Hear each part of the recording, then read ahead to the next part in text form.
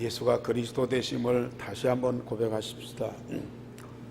그리고 우리에게 구원의 은총과 말씀 응답 주심을 인하여 진심으로 하나님께 감사를 드리십시다. 그리고 세상 모든 사람들보다 내가 하나님을 더 사랑함을 사랑의 고백을 드리십시다. 구원의 복음의 사실을 믿는 고백, 주신 응답을 인하여 감사의 고백, 정말 주님을 사랑하는 그 사랑의 고백, 이것을 하나님께 드리고요.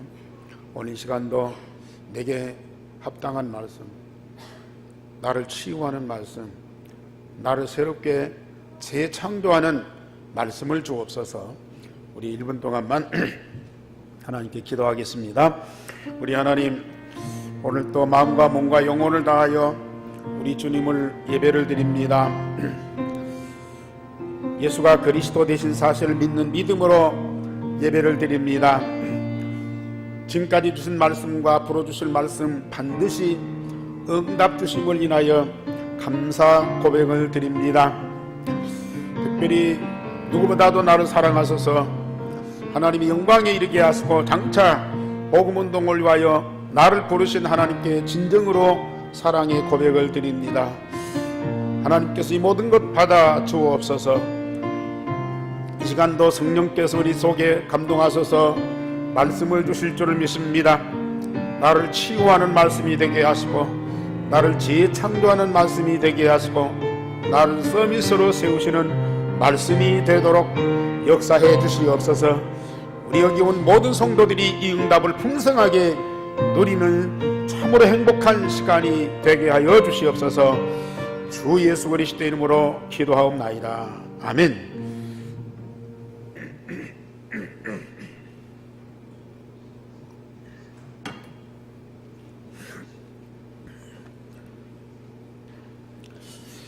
세상에는 좀 악한 사람도 많지만은 참 좋은 사람도 많이 있어요. 그래서 자기 재산을 아깝지만은 그러나 어려운 사람들을 돕는 사람들이 있어요. 또 자기 몸이 피곤한 줄 알면서도 어려운 사람을 위해서 봉사하는 사람들도 있습니다. 그러나 그걸 도움을 받고 또 여러 가지 이 보살핌을 받는 그런 분들이 마음에 뭘 느끼겠느냐. 물론 뭐 고마움도 느끼겠죠. 또 감사하다고 인사도 하겠죠. 나도 저분처럼 참 봉사하는 사람이 되겠다고 이렇게 결단하는 사람도 있겠죠. 그런데 무엇보다도 중요한 것은 그 사람 속에 있는 그 사랑의 마음, 나를 얼마만큼 사랑하는지, 그 중심 속에 있는 그 사랑의 마음, 이것을 깨닫는 사람들은 많지를 않아요. 고맙다, 감사하다, 존경한다, 그런 표시는 할지라도 참 사랑을 느끼는 사람들은 많지 않아요. 또 반면에 진정한 사랑의 마음을 갖고 하는 사람은 또 많지도 않아요. 뭐 자기를 과시한다든지 또 책임이 있기 때문에 또 안타깝고 좀 이렇게 불쌍하기 때문에 돕는 사람도 많이 있어요. 부모도 역시 자식을 사랑할 때, 또 선생님이 학생들을 가르치는 것도 정말로 사랑하는 마음으로 하는 사람이 많지를 않다. 의무감에서, 책임감에서. 그러나 우리 하나님이 복음을 통해서 우리를 구원하신 것은 책임도 아니고 권위도 아니고 어떤 안타까움이나 불쌍한 마음이 들어서 하는 것도 아니거든요. 예수님이 우리를 위해서 십자가에 죽으시고 희생의 제물이 되시고 우리의 모든 문제를 해결하신 것도 역시 마찬가지죠. 사랑이거든요. 사랑. 하나님이 나를 얼마만큼 사랑하시고 그리스도가 나를 얼마만큼 사랑하시는가, 그걸 깨닫고 충분하고 만족을 느끼는 사람, 성삼위 하나님을 사랑하게 됩니다. 그 사랑을 가지고 천하만민을 사랑하면서 살리는 전도운동을 하게 됩니다. 많은 분들이 이런 사랑을 못 느끼기 때문에 늘 불만이 많아요. 저도 그랬거든요. 하나님 나를 구원하셨다. 참 감사하다. 하나님 나를 이렇게 축복하셔서 이렇게 목사가 되고 또 주일을 할 수 있게 와서 너무 감사하다. 그렇게 고백하면서도 늘 불만이 많아. 왜 나는 이 정도인가? 왜 나는 더 많은 일을 할 수 없을까? 다른 사람들은 더 많은 것을 가졌는데 왜 나는 그렇지 못한가? 늘 하나님께 불만이 많아. 많은 분들이 그래요. 이런 도움을 받고 보살핌을 받아도요, 겉으로는 감사하고 겉으로는 존경한다면서도 늘 불만이 많아요. 늘 모자람을 느껴요. 그러니까 항상 그 상태를 못 벗어나거든요. 그런데 우리는 복음으로 구원하신 하나님의 그 사랑, 우리를 사랑하시기 때문에 자기 생명을 아낌없이 희생의 제물로 주신 그 그리스도의 깊은 사랑, 이것을 다 깨닫고 내 마음과 몸과 영혼 속에서 그 사랑을 풍성하게 느낄 때에 우리는 충분합니다. 만족합니다. 문제도 있고 어려움도 있고 모자란 것도 많고 내가 지금 어려운 환경에 있는데도 우리는 만족합니다. 왜요? 하나님이 나를 사랑하시는 그 사랑, 그리스도가 나를 사랑하시는 그 사랑을 느끼기 때문에,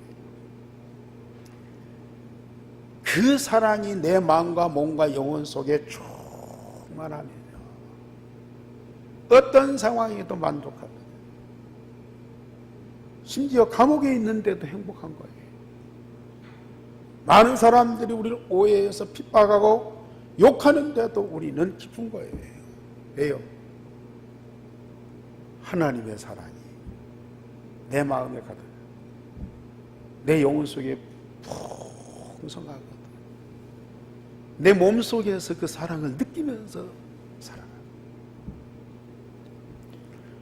오늘 예수님이 제자들 모아놓고 성찬식을 거행하면서 자기가 이제는 세상을 떠날 기약이 다가온 줄 알고요, 예수께서 제자들을 어떻게 사랑하십니까? 우리 제목 다 같이 시작. 자기 사람들을 사랑하시되 끝까지 사랑하시니라. 예수께서 자기가 세상을 떠나 아버지께로 돌아가실 때가 이런 줄 아시고 세상에 있는 자기 사람들을 사랑하시되 끝까지 사랑하시니라. 우리는 은혜만 받아도 감사하지요. 하나님의 축복만 받아도 고맙지요. 그런데 나를 사랑하신 그 하나님의 사랑이, 그것도 아카페의 그 사랑이 내 마음에, 내 몸에, 내 영혼 속에 충만함을 느낄 때, 그건 세상에서 얻을 수 없는 거예요. 아무도 줄 수 없는 거예요. 아무나 받을 수 있는 것이 아닙니다. 세상에 있는 자기 사람들을 사랑하시되 끝까지 사랑하시니라. 저처럼 예수님은 제자들을 사랑하심으로 다른 사람들이 할 수 없는 일을 하셨습니다. 저처럼 예수님께서는 선생으로서 제자들의 발을 씻기셨어요. 오늘 4절에서 15절 말씀에 예수님께서 마지막 날 밤 제자들을 모아놓고 성만찬을 거행하셨어요. 그 자리에서 친히 음식을 잡수시다가 겉옷을 벗고 수건을 몸에 두르시고 대야에 물을 떠다가 직접 제자들의 발 하나하나를 다 씻어주시고 수건으로 닦아주셨어요. 스승인데 제자를, 하나님이신데 피조물 된 인간을, 의인이신데 죄인의 발을 씻겨주셨습니다. 모든 일반적인 풍속은 아랫사람이 윗사람을 섬겨야 되죠. 종이 주인의 발을 씻겨야 돼요. 그런데 선생이 제자를, 하나님이 인간을, 의인 대신 예수님께서 죄인 대 제자들의 발을 씻겨주셨어요. 완전히 종의 자리에 내려가셨어요. 자기 권위나 자존심을 다 내려놓을 뿐만 아니라 조건 없는 사랑, 아카페의 사랑을 그대로 실천하십니다. 이는 우리의 원죄와 모든 죄를 해결하시는 사주의 역사를 실제로 보여주신 겁니다. 베드로가 자기 발을 예수님이 씻으려니까 황당해갖고, 아니 내 발도 씻겠습니까? 그러니까 예수님이 내가 네 발을 씻지 않으면 너와 나와 상관이 없다. 그러니까 이 베드로가 내 발뿐만 아니라 손과 머리도 씻어주셔서 그랬어요. 그러니까 예수님이 몸을 씻는 자는 다 씻을 필요가 없고 발만 씻어도 된다. 이미 모욕한 자는 발밖에 씻을 필요가 없느니라. 온몸이 깨끗하니라. 너희가 깨끗하나 다는 아니라 그랬었어요. 이 말은 예수님이 제자들의 발을 씻기는 것은 물론 겸손하게 제자들 많은 사람들 섬긴다, 그런 의미도 있어요. 그러나 누구도 해결할 수 없는 아담이 지은 원죄, 그 죄의 뿌리 때문에 모든 사람들이 죄성을 갖고 이 땅에 태어나요. 태어날 때부터 죄인으로 태어난다. 그래서 날 때부터 죽을 때까지 모든 삶이 죄 속에서 살아가요. 그게 자범죄거든요. 아니 나는 도덕질한 것도 없고 사람 죽인 것도 없고 남 힘들게 한 것도 없는데 무슨 죄입니까?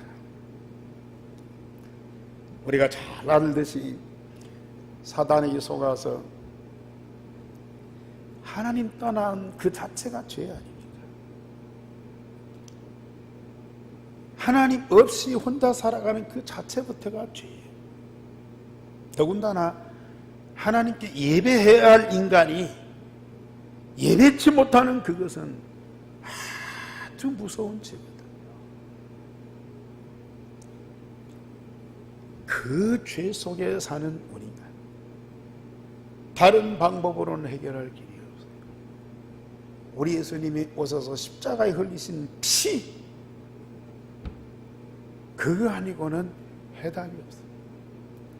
죄 없으신 몸이 죄인처럼 가장 추악한 십자가의 고난과 죽음을 통해서 아담이 지은 원죄와 우리의 모든 죄를 완전히 해결하시는, 이것은 오직 그리스도만이 행할 수 있는 사랑입니다. 하나님만이 행할 수 있는 그 사랑입니다.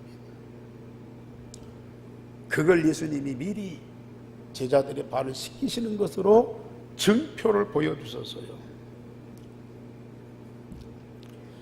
그러면서 예수님께서는 우리를 섬기고 사랑한 것 같이 너희들도 서로 사랑하고 섬겨라. 자, 이제 제자들은 복음을 갖고 전도운동을 해야 돼요. 어떤 중심이겠습니까? 예수님이 제자들을 사랑하시는 그 사랑의 마음, 모든 사람들을 내 몸처럼 나보다 더 낫게 여기고 섬기는 그 중심을 가지고 전도운동해라.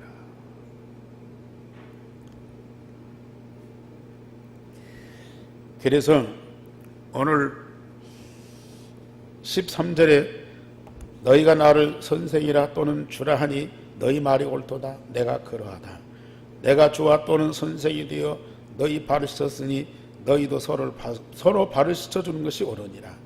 내가 너희에게 행한 것 같이 너희도 행하게 하려 하여 본을 보였노라 그랬습니다.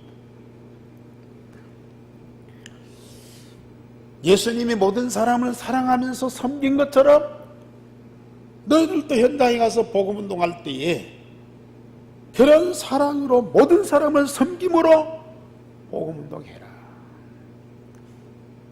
사실 복음 받아야 할 사람들은 어떤 사람입니까? 창세기 3장 근본 문제 속에 처절하게 저주받은 사람들 아닙니까? 세상 뭘로도 해결할 수 없는 죄와 악을 가진 사람들 아닙니까?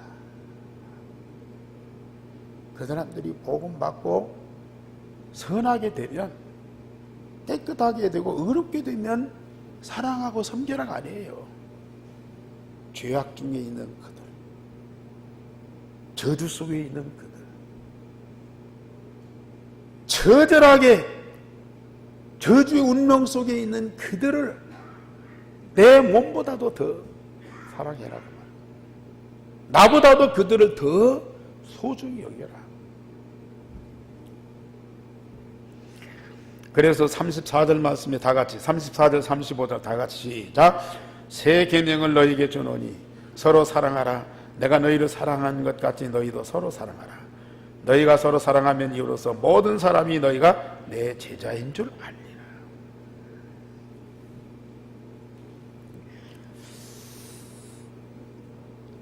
예수님은 제자들을 발을 한 번 씻겨주는 것으로 끝나지 않았어요. 요새도 어떤 목사님들 또 어떤 그 모임에서 마지막 날에는 세족식을 하는 분들이 있어요. 참 고마운 일이죠. 예, 목사님이 성도들의 발을 씻어주죠. 머리도 아니고 손도 아니고 발, 제일 더럽잖아요. 발을 씻어주죠. 예, 또 이제 참 지도자나 어른들이 후배나 이 약한 사람들을 그렇게 발을 씻어주는 그런 봉사정신을 이렇게 발휘하는 사람들이 있어요. 참 감사한 일이죠. 그러나 이건 일회성으로 끝날 일이 아니거든. 하나의 이벤트로 끝날 일이 아니거든. 이건 영원토록. 영원토록. 내가 여유가 있을 때가 아니고 여유 없을 때, 내가 부유할 때만이 아니고 가난하게 되어도요, 내가 사람들한테 인정받고 존경을 받을 때만이 아니고요, 내가 핍박받고 누명을 쓰고 많은 모욕감을 느낄 때도 이 사랑은, 이 섬김은 계속돼야 하거든요. 예수님은 그때뿐만 아니고 지금도 우리 안에 계셨어요. 나를 얼마만큼 사랑하는지, 나를 얼마만큼 섬기는지, 그걸 진짜 사실적으로 체험하고 누리셔야 돼요.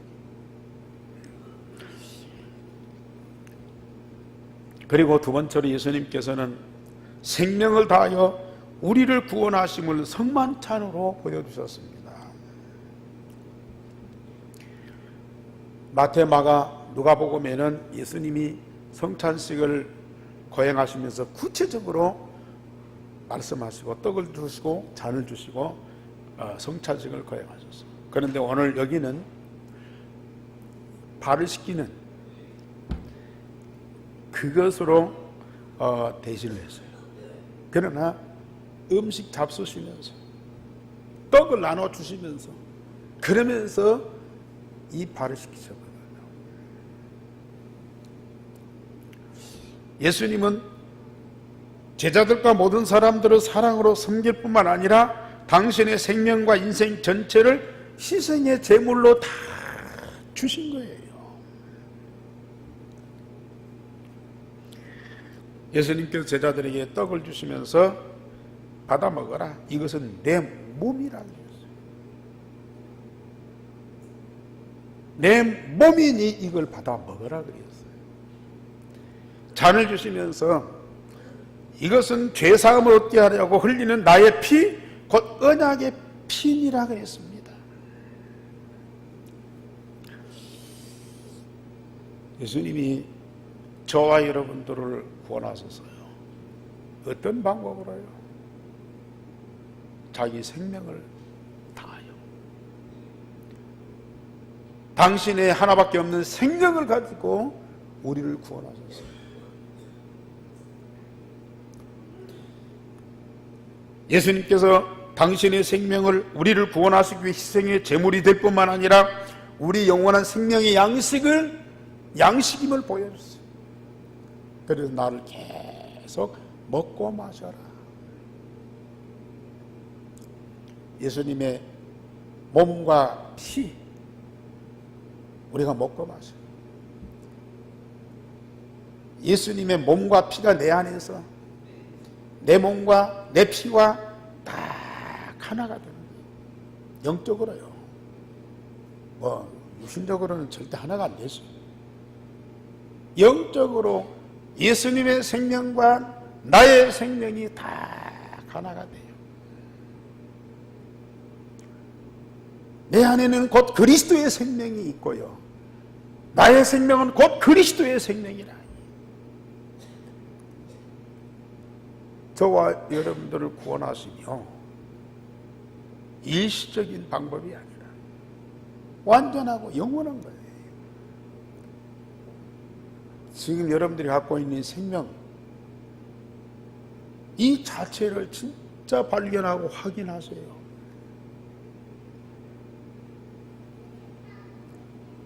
말씀드렸듯이 요한복음 6장 54절 다 같이 한번 보십시다.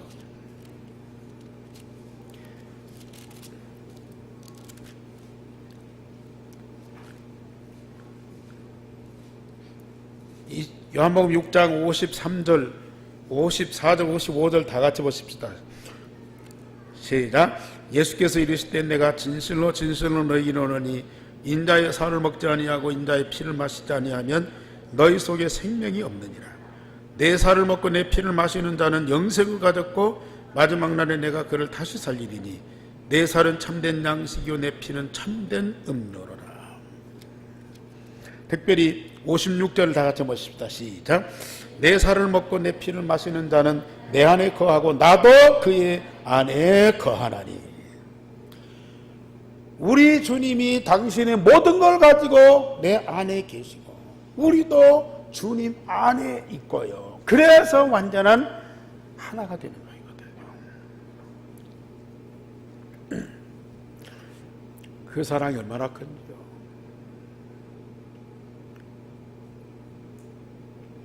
예수님이 우리를 사랑함으로 섬겼습니다.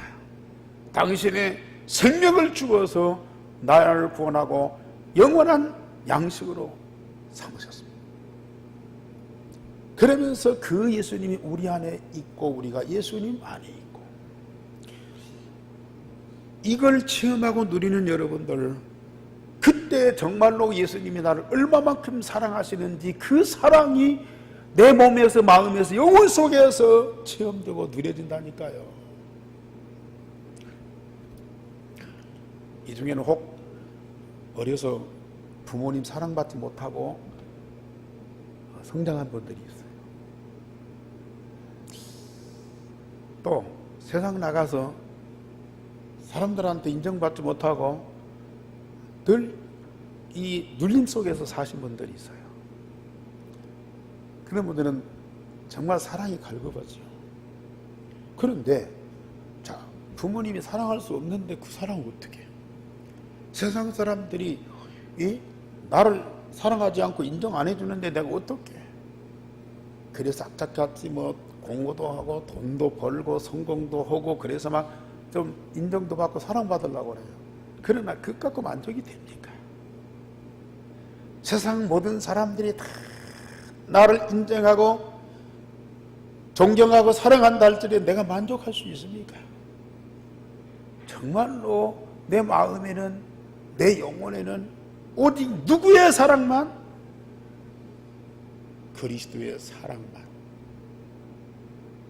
하나님의 그 아가페의 사랑만이 나를 만족할 수 있어. 정말 우리가 그리스도의 사랑, 하나님의 사랑을 내 마음에서, 영혼에서, 내 몸에서 충만하게 누린다면요, 부모님 사랑이 좀 모자라도 괜찮아요.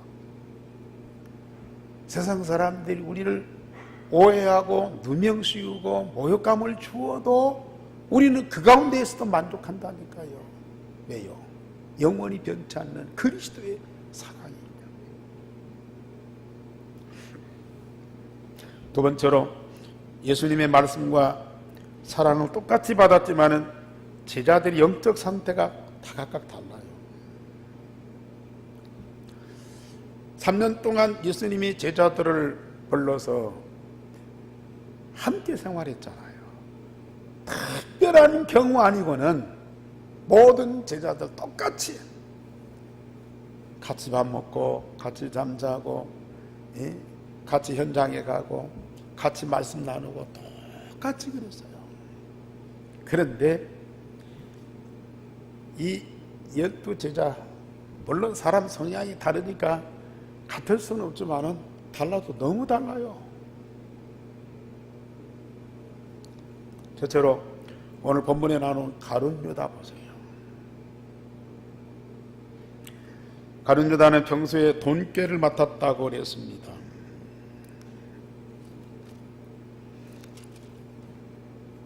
(29절에) 보면은 유다가 돈꾀를 맡았다. 물론 머리가 잘 돌아가고 또 이 살림을 잘하니까 이 예수님과 제자들 살림을 도맡아서 했겠죠. 그런데 돈을 너무 사랑했어요. 결국은 사단이 이 가룟 유다 마음속에 들어갔어요. 2절 말씀, 마귀가 벌써 시몬의 아들 가룟 유다의 마음에 예수를 팔려는 생각을 넣었다 그랬습니다.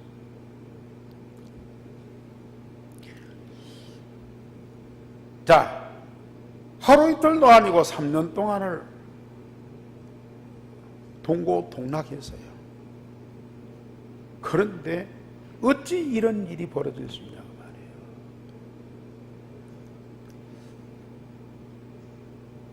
결국은 사단이 그 마음에 들어가서 스승인 예수님을 원수들에게 도를 받고 팔아넘겼어요.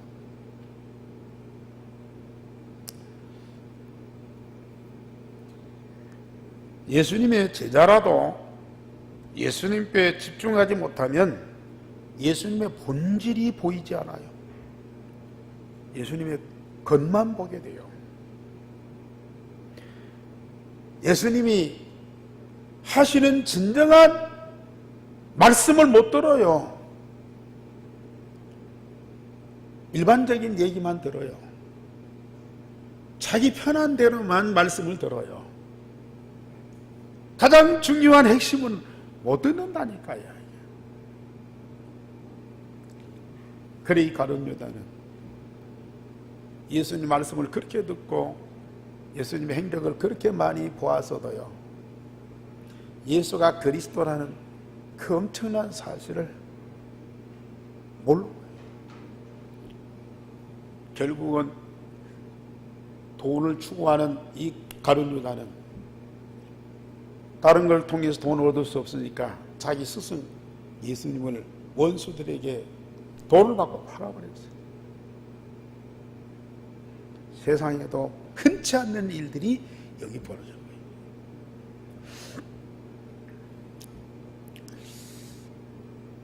참 지금은 경제가 어렵기도 하지만 세상에 돈도 또 많아. 어려우니까 막 돈을 갈급하게 추구하는 사람도 있지만 또 돈이 많으니까 더 많은 돈을 얻기 위해서 그렇게도 열심히 일한다고 해요. 돈은 중요하고 꼭 필요합니다. 그러나 사람은 떡으로만 사는 존재가 아니거든요. 영적인 존재예요. 하나님 입에서 나오는 말씀으로 살아요. 사단이 이 가룟 유다뿐만 아니라 예수님까지도 시험한다니까요.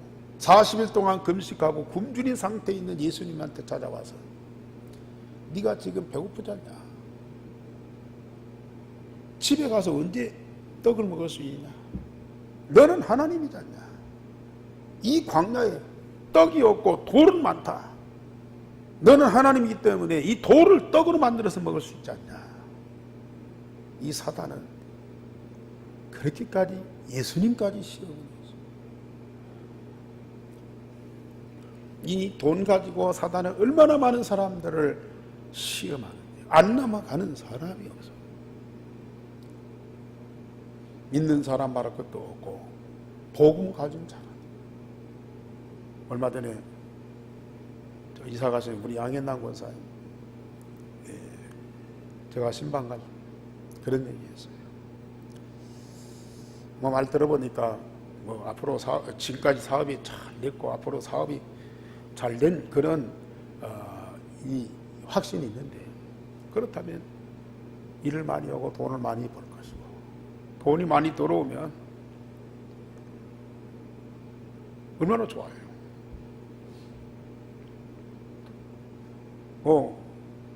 돈 가지는 것도 또 세는 것도 또 쓰는 것도 얼마나 좋아요. 사실 복음 있으면서 돈 때문에 많이 고생하셨어요. 근데 돈이 많이 들어오고 계속 돈을 벌어야 되고 그걸 세야 되고 관리해야 되고 돈.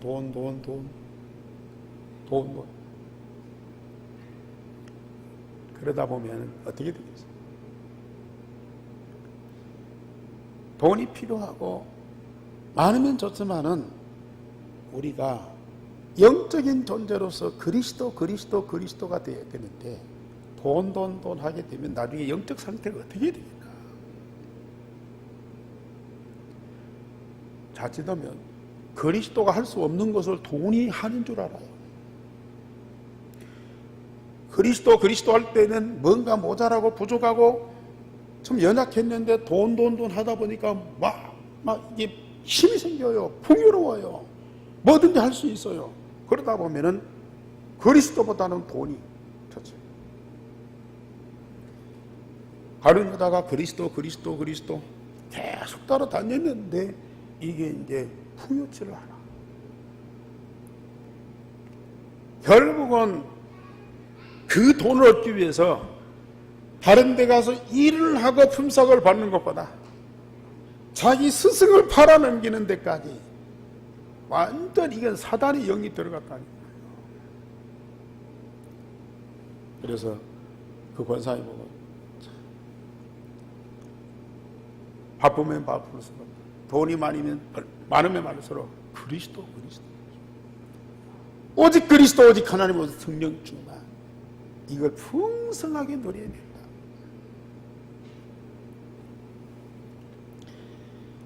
성공한 자들 영적 문제가 더 많아. 그래서 우리 렘넌트들에게 복음 갖고 성공해라. 왜? 저 영적 문제 많은 성공한 사람들을 살리기 위해서. 베드로는 두 번째로 베드로는 예수가 그리스도 되심을 고백했잖아요. 그런데 세상적인 야망을 못 버렸어. 예수님 하시는 말씀을 들으면서도 자꾸 오해를 해요. 오늘 36절에서도요, 예수님을 위해서 충성하겠다고 서약도 해요. 그 모든 것이 왜요?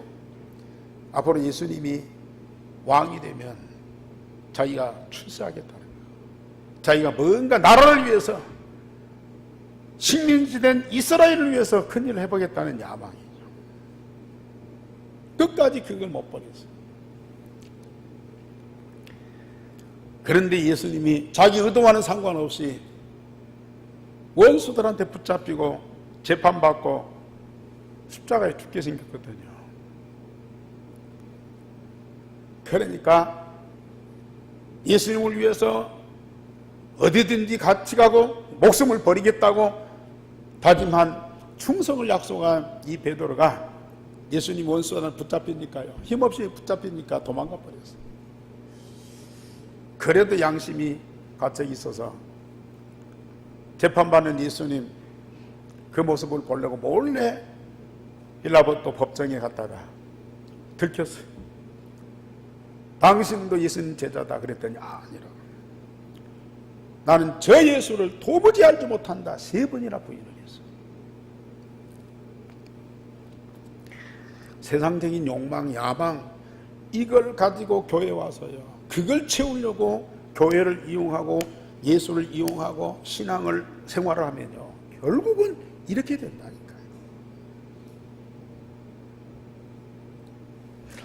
그러나 요한은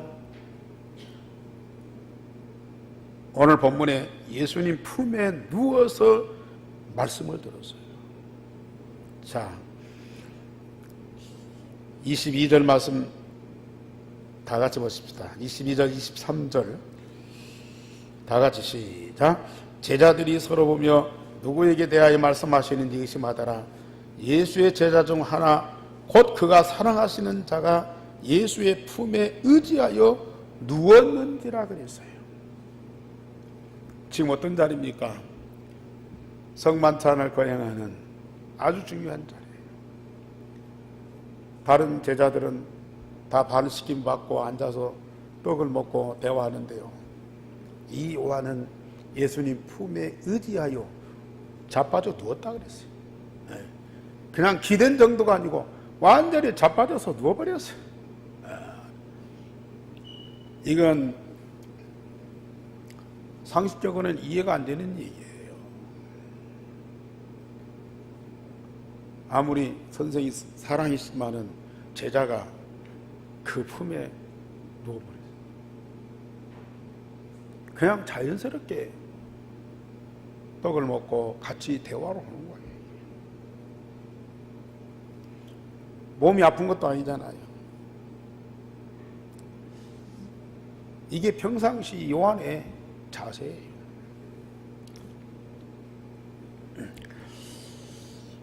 요한은 말씀을 통해서 예수님이 누구인가를 정확하게 한 거예요. 그리고 예수님의 그 사랑을 깨달았어요. 여기뿐만 아닙니다.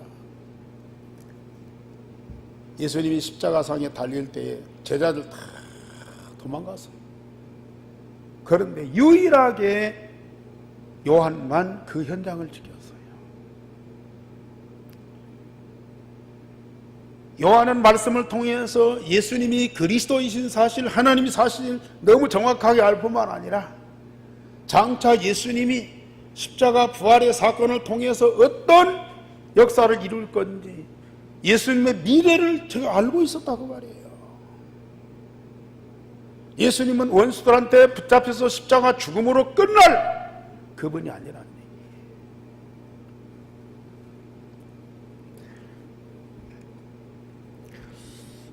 물론 요한도 몇 번 실수를 한 적이 있어요.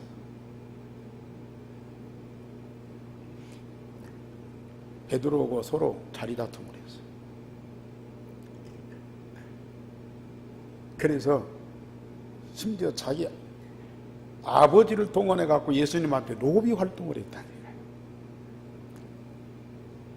요한이 아버지를 데려다가 예수님한테 보내가지고 장차 예수가 득세하면 자리 한 자리, 좋은 자리 달라요.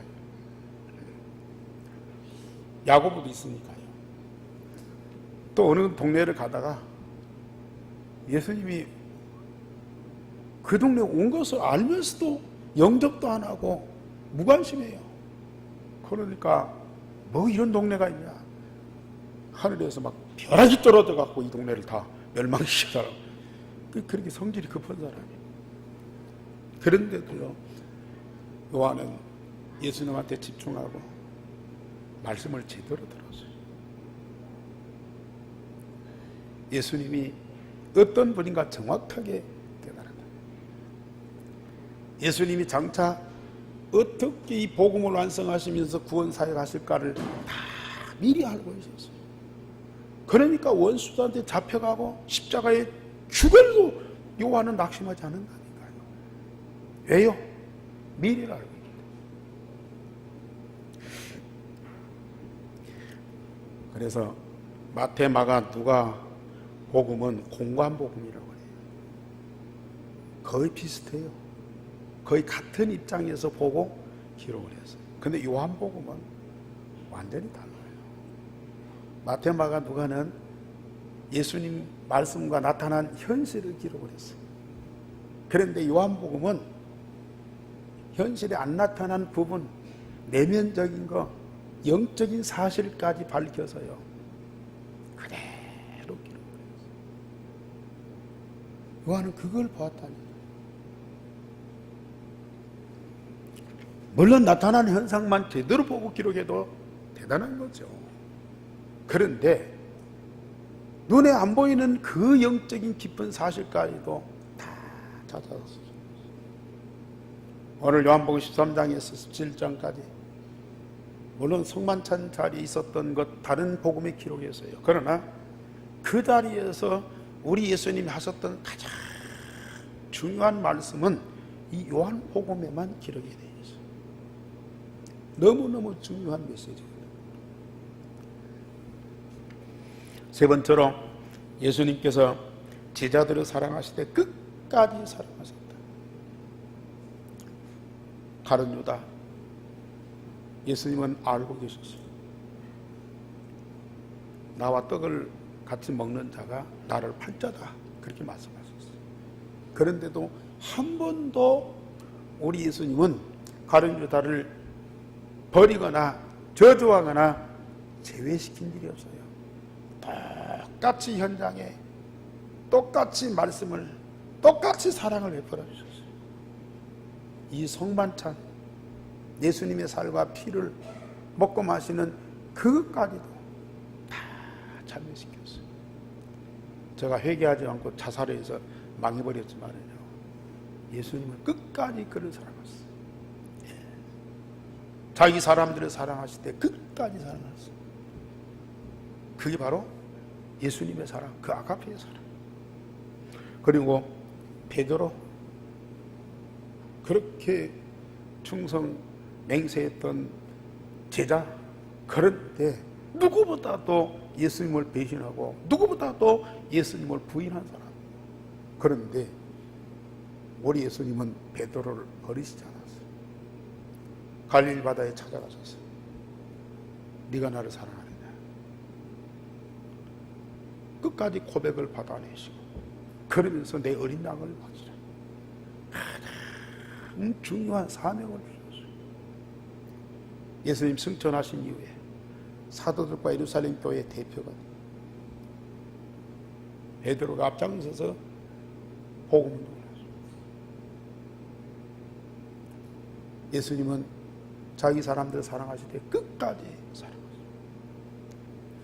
더군다나 요한은 예수님의 영적 비밀을 알고 말씀드렸듯이 요한복음을 기록을 했어요. 요한 1, 2, 3서 요한 서신을 기록했어요.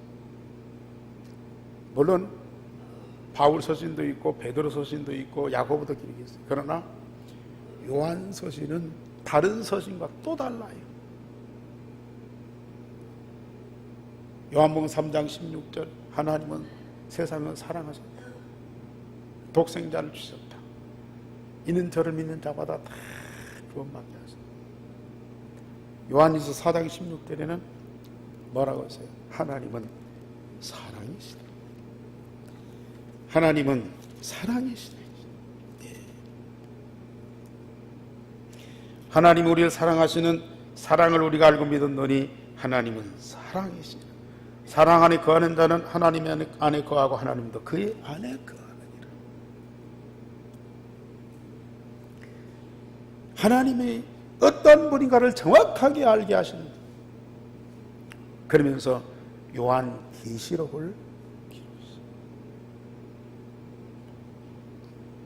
지금부터 2000년 전 아닙니까?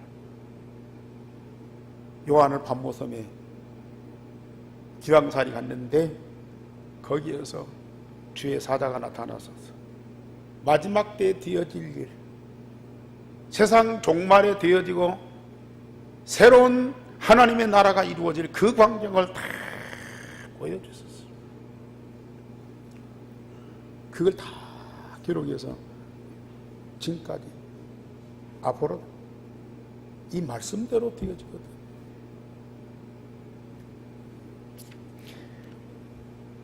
사실 베드로가 아까 말씀드렸듯이 성격이 아주 적극적이면서 또 때로는 과격합니다. 사도행전에 보면요, 베드로와 요한이 항상 함께 있어요. 제9시 시간에 베드로와 요한이 제9시 시간에 성전에서 함께 재판받을 때 함께 있어요. 예루살렘 복음운동 올 때 이 베드로와 요한이 똑같이 함께 했어요. 요한은 앞에 나타나지 않지만 베드로를 앞세워서 베드로가 이 복음운동 할 수 있도록 도와줬어요. 베드로가 실수하고 잘못한 그것을 커버하면서요, 이 복음운동을 제대로 할 수 있도록 동역자가 다. 저는 바나바 같은 사람이 어떻게 그렇게 훌륭한 전도자가 됐느냐. 또 중간에 바울이 다메섹에서 예수님 부름받고 사도가 됐는데 이 사도 요한이 배후에서 이 바울을 도왔지 않겠느냐. 그래서 이 바울이 정말 복음으로 제대로 정립하면서 복음운동 할 수 있도록 모든 뒷바라지를 다 해준 사람이 요한이다. 저는 그렇게 믿고 있어요.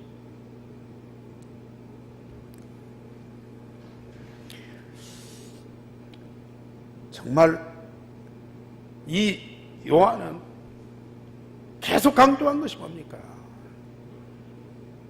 하나님이 그리스도가 내 안에 계신다. 이걸 강조했어요. 그리스도이신 예수님이 지금 내 안에 계신다. 이걸 그렇게도 강조하셨어요. 그리스도가 그 마음에 각인되어서 영원히 함께 하신다. 아까 내 살, 내 피를 먹고 마셔라. 내가 너희 안에 영원히 함께 하겠다 말이다. 결론적으로 말씀드립니다. 우리 성도님들 내일 영접기도 지난 주간에 좀 하셨는지요? 영접기도 우습게 보지 마시고 가장 중요하게 여기세요. 복음 누리는 기도, 일생의 복음이 각인 뿌리 체질되게 하는 그 기도 아니고는 다른 방법이 없어요. 예수님께서 그리스도의 모든 것으로 내 안에 24시 함께 하심을 체험하고 누리세요. 내 안에 계신 그리스도가 체험되고 24시 누려질 때에 우리에게 정말로 느껴지는 것은 나를 사랑하신 그리스도의 그 사랑, 아카페의 사랑이 내게 풍성하게 체험됩니다.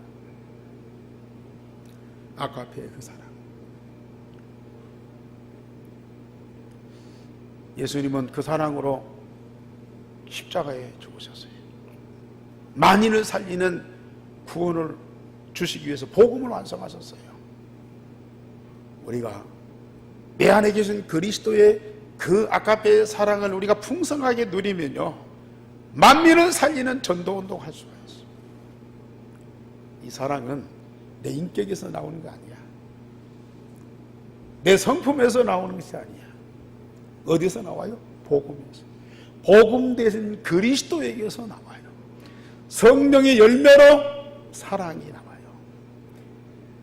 그리스도가 각인되고 하나님 나라가 임하고 성령이 충만하면 맨 첫 번째 나오는 열매가 이 사랑입니다. 이보다 더 귀중한 것이 어디가 있어요? 아무리 내가 인격이 잘못되고 내 성품이 안 좋아도요, 정말 그리스도가 내 안에 각인되어서 하나님 나라가 이루고 성령 충만해 보세요.